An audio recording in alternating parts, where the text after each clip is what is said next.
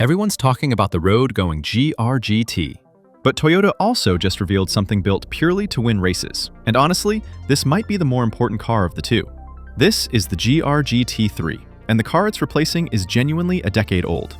Let's break down everything Toyota showed us. So, why does this car even matter?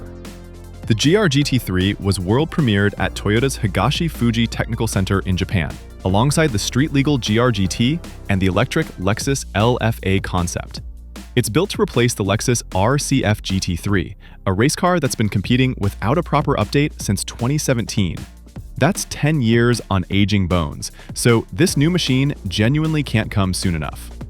Step inside, and don't expect luxury here. The interior is stripped down to the bare essentials, far less civilized than the road car's cabin, since every ounce of weight and unnecessary comfort feature gets removed in a purpose-built race car. Ever wonder what a car looks like once designers stop worrying about comfort entirely? This is basically that answer. Now, let's talk engineering, because there's one big difference from the road car that matters a lot. The GR GT3 does away with the electric motor that's integrated into the road car's transaxle entirely. That makes this a pure V8 machine, running a variation of the newly developed twin-turbo 4.0-liter engine without any hybrid assistance. For rolling stock, it swaps the road car's 5-lug wheels and Michelin Pilot Sport Cup 2 tires for Ray's centerlock wheels wrapped in Michelin Pilot Sport track rubber. Both cars do share Brembo carbon ceramic brakes front and rear though. As for weight, the road car is targeting 3,858 pounds, or less, but the GT3 should land considerably lighter, thanks to that missing electric motor and the stripped cabin.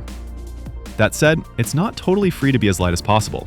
GT3 regulations enforce a minimum weight based on balance of performance rules, so the final number gets set partly by the rulebook, not just by Toyota's engineers. For reference, the outgoing RC F GT3 has a base weight around 2,755 pounds. Toyota hasn't released any power figures for the GT3 either, and honestly, it probably won't, because output gets adjusted through that same balance of performance system, depending on how the car performs against rivals on track. So, when do we actually see this thing race? Not for a while.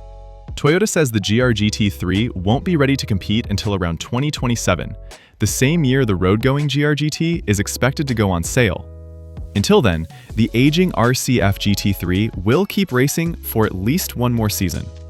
It's also worth remembering, Toyota is calling this an under-development prototype. So, some details you're seeing today could still change before it actually hits a racetrack. There's no pricing here since this isn't a car you'll find at a dealership. It's built for racing teams, not everyday buyers, so we'll skip that entirely. What we do know is this replaces a genuinely outdated race car with something built from the ground up, and that alone makes it worth watching closely. So tell me, are you more excited about the road car or the race car version of this whole GR GT story? Drop your answer in the comments. I want to see which side wins. And if you haven't seen my full breakdown of the road-going GR GT yet, that video's linked right here. Thanks for watching, and I'll see you in the next one.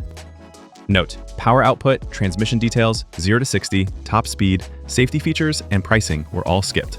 None of that data exists for the GT3, since output is set later by balance of performance rules, and it's a race-only car with no consumer sale or price.